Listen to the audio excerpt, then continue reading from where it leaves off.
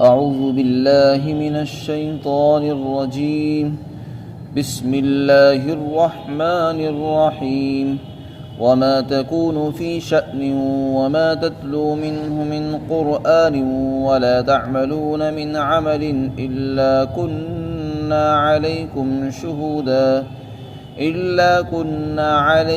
شهودا إذ تفيضون فيه وما يعزب عن ربك من مثقال ذرة في الأرض ولا في السماء ولا أصغر من ذلك ولا أكبر إلا في كتاب مبين. اور آپ جس حال میں بھی رہتے ہیں اور قرآن کریم کا جو حصہ آپ تلاوت کرتے ہیں اور تم لوگ جس عمل کو بھی کرتے ہو، ہم تمہارے اوپر گواہ رہتے ہیں جب تم ان کاموں میں مشغول رہتے ہو. اور آپ کے پروردگار کی طرف سے، آپ کے پروردگار سے کوئی چیز غائب نہیں ہے، ذرے کے برابر کوئی چیز، چاہے وہ زمین میں ہو چاہے وہ آسمان میں ہو، نہ اس ذرے سے چھوٹی نہ ذرے سے بڑی کوئی چیز غائب ہے. ہاں مگر یہ کہ ہر چیز لوح محفوظ کے اندر موجود ہے. اللہ تعالیٰ نے اس آیت شریفہ میں اپنے علم کو بیان فرمایا ہے. علم کی وسعت اللہ کی کتنی ہے؟ اللہ تعالیٰ فرماتے ہیں میرا علم بہت وسیع ہے، ہر چیز کو محیط ہے، حاوی ہے. جیسے اللہ کی ذات بہت وسیع ہے، اللہ کی تمام صفات ایسی ہی ہیں، اسی طرح اللہ کی صفات میں سے ایک صفت علم ہے. اللہ نے اپنی صفت علم میں سے بندے کو بہت معمولی سا عطا فرمایا ہے، جس علم پر انسان کو غرور ہو جاتا ہے، تکبر کرنے لگتا ہے، اترانے لگتا ہے معمولی سے علم پر، جبکہ وہ اللہ کے علم کا بہت معمولی سا حصہ ہے. اور اللہ کا علم کتنا بڑا ہے کہ اس کا ہم اور آپ اندازہ ہی نہیں لگا سکتے. اللہ تعالیٰ نے یہاں پر اس کی کچھ چیزیں ذکر فرمائی ہیں. اللہ فرماتے ہیں، آپ صلی اللہ علیہ وسلم کو خطاب فرمایا، اے محمد صلی اللہ علیہ وسلم، آپ جس حال میں بھی ہوتے ہوں ہمیں آپ کی ہر حالت کی خبر رہتی ہے. خلوت میں ہو، جلوت میں ہو، دین کی تبلیغ اور اشاعت میں ہو، جہاد میں ہو یا معاشرے میں موجود ہوں، ہمیں آپ کی ہر حال کی، ہر نقل و حرکت کی خبر رہتی ہے اور ہمیں آپ کو معلوم رہتا ہے کہ آپ کہاں ہیں. اسی طرح فرمایا آپ کی ایک شان ہوتی ہے قرآن کی. جب آپ قرآن کریم پڑھتے تھے تو آپ کی ایک انوکھی شان ہوتی تھی، امتیازی شان ہوا کرتی تھی، اور آپ کا ایک رعب تھا، ایک جلال تھا. اللہ فرماتے ہیں ہمیں آپ کی قرآن کریم کی تلاوت کی حالت کا بھی علم ہوتا ہے، ہمیں اس کی بھی خبر ہے. پھر اسی طرح سارے انسانوں کو خطاب کر کے فرمایا کہ تم جو بھی کام کرتے ہو ہمیں ہر کام کی خبر ہے، ہم ہر کام پر گواہ رہتے ہیں، کہ وہ چھوٹا کام ہو یا بڑا کام ہو، اچھا کام ہو برا کام ہو، رات کی اندھیرے میں کیا جائے دن کے اجالے میں کیا جائے. غرض یہ کہ اللہ کو ہر ایک کے ہر حال کا، ہر حالت میں علم رہتا ہے. کسی بھی حال میں، کسی بھی آن اللہ کسی مخلوق سے غافل اور بے پرواہ نہیں ہے.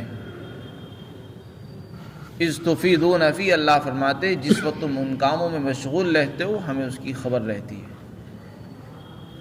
جب اللہ کو ہر ایک کا علم ہے تو دشمنوں کا بھی علم ہے، دوستوں کا بھی علم ہے. دشمن آپ کے ساتھ کیا برتاؤ کر رہے ہیں، کیسے پیش آ رہے ہیں، کیسے تکلیفیں پہنچا رہے ہیں، ان کی بھی خبر ہے. تو اس آیت میں جو اللہ نے اپنا علم بتایا ہے، علم کی وسعت بیان فرمائی ہے، اس میں دشمنوں کو بھی خبردار کیا جا رہا ہے، دوستوں کو بھی متنبہ کیا جا رہا ہے کہ دشمنوں، تم جو قرآن کا انکار کر رہے ہو، اللہ پر جھوٹا بہتان باندھ رہے ہو اور تم قیامت سے بالکل غافل ہو چکے ہو، ایسے سمجھتے ہو جیسے کہ اللہ کو خبر نہ ہو. اللہ کو تمہاری ہر نقل و حرکت کی، ہر چیز کی خبر ہے. یہ مت سمجھنا کہ ہم جو چاہے کریں ہمیں کوئی پوچھنے والا نہیں، اللہ کو ہر چیز کا علم ہے، اور وقت پر وہ حساب لے گا، وقت پر اس کی سزا دے گا۔ تو جیسے دشمنوں کا حال معلوم ہے، اسی طرح اپنوں کا حال بھی اللہ کو معلوم ہے۔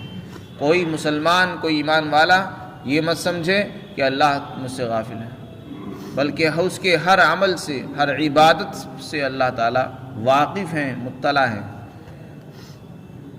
پھر آگے اللہ تعالیٰ ارشاد فرماتے ہیں آپ کے رب کی سے ذرہ برابر کوئی بھی چیز غائب نہیں ہے۔ ذرہ کتنا ہوتا ہے؟ معمولی سا ایک ذرہ، اس ذرے کے برابر بھی کوئی چیز اللہ کے علم سے غافل نہیں ہے، غائب نہیں ہے، بلکہ اللہ کے علم میں موجود ہے ہر چیز، چاہے وہ آسمان میں ہو یا زمین میں ہو۔ آسمان اور زمین کا ذکر اس لیے فرمایا کیونکہ یہی ہماری نگاہوں کے سامنے ہوتی ہے، ورنہ دنیا تو اس سے اوپر بھی ہے، مخلوق تو آسمان سے اوپر بھی ہے، زمین سے نیچے بھی ہے، زمین و آسمان کے علاوہ بھی ہے۔ بعض مفسرین نے فرمایا کہ آسمان سے مراد ہے اوپر کی مخلوق، زمین سے مراد نیچے کی، چاہے وہ نیچے زمین کے نیچے ہو یا زمین سے اوپر ہو۔ غرض یہ کہ زمین میں ہو، زمین کے تہ میں ہو، اوپر ہو نیچے ہو، ہر طرف ہر چیز چاہے وہ ذرے کے برابر ہو، اللہ کے علم سے غائب نہیں ہے۔ اچھا، ذرے سے چھوٹی غائب ہو جائے گی، اس کے بارے میں وضاحت فرما دی، نہیں، ذرے سے چھوٹی بھی اگر ہوگی کوئی، ویسے تو ذرہ اتنا معمولی ہوتا ہے کہ اس کا آپ ذرہ دوبارہ کر ہی نہیں سکتے، تقسیم نہیں کر سکتے، اس سے چھوٹی بھی اگر کوئی چیز ہوگی وہ بھی اللہ کے علم سے غائب نہیں ہے، اس سے بڑی بھی کوئی چیز غائب نہیں ہے۔ ہر چیز اللہ کے علم میں ہے۔ دنیا میں کیا ہو رہا ہے، کیا ہو چکا ہے، سب اللہ کو پتہ ہے، اور جو اب تک نہیں ہوا، ہونے والا ہے، اس کا بھی علم ہے اللہ تعالیٰ کو۔ اور ایسا نہیں کہ جب کوئی چیز واقع ہوتی ہے جبھی علم ہوتا ہے، نہیں، پہلے سے ہی علم ہے۔ اللہ فرماتے سب کچھ لوح محفوظ کے اندر موجود ہے، کیا کیا ہونے والا ہے ابھی تک جو ہو نہیں ہو چکا، اور جو ہو چکا وہ بھی علم ہے، وہ بھی لوح محفوظ میں لکھا ہوا ہے، جو ہو رہا ہے وہ بھی اور جو ہونے والا ہے وہ بھی۔ ہر چیز کا علم لوح محفوظ کے اندر بھی موجود ہے اور آپ کو بھی معلوم ہے۔ تو اس سے اللہ کے علم کی وسعت کو بیان فرمانا اور لوگوں کو متنبہ اور خبردار کرنا مقصود ہے کہ لوگوں غفلت کی زندگی مت گزارو، تمہارا خالق اور مالک تم سے باخبر ہے اور تم سے واقف ہے، وقت پر تم سے وہ حساب لے گا، تمہارے اچھے عمل کی تم کو جزا دے گا، برے عمل کی تم کو سزا دے گا۔ غرض یہ کہ اس میں متنبہ کرنا مقصود ہے۔ اللہ کا علم بہت وسیع ہے، لہذا انسان کو کسی بھی آن، کسی بھی حال غفلت کا شکار نہیں ہونا چاہیے، بلکہ جو بھی کام کرے کیفیت یہ ہو کہ میرا اللہ مجھے میں دیکھ رہا ہے۔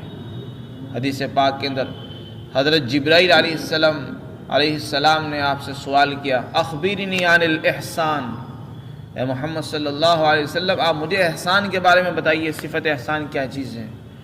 تو آپ نے جواب دیا، احسان یہ ہے کہ تو اللہ کی عبادت اس طرح کرے گویا کہ تو اللہ کو دیکھ رہا ہے۔ یعنی ہماری یہ شان ہونی چاہیے، یہ کیفیت ہو، نماز ہو یا صدقہ دے رہے ہوں، زکوٰۃ دے رہے ہوں، روزہ رکھ رہے ہوں، حج کر رہے ہوں، کوئی بھی چھوٹا بڑا عمل، تلاوت بھی کر رہے ہوں، ذکر تلاوت کچھ بھی کر رہے ہوں، ہر عبادت میں ہماری کیفیت یہ ہو کہ ہم اللہ کو دیکھ رہے ہیں۔ جب یہ کیفیت ہوگی تو آدمی انتہائی خشوع اور خضوع کے ساتھ، انتہائی تواضع، ادب اور احترام کے ساتھ عبادت کرے گا اور خلوص کے ساتھ کرے گا، اس میں کوئی شرکت کسی کی ریا نمود کی نہیں ہوگی۔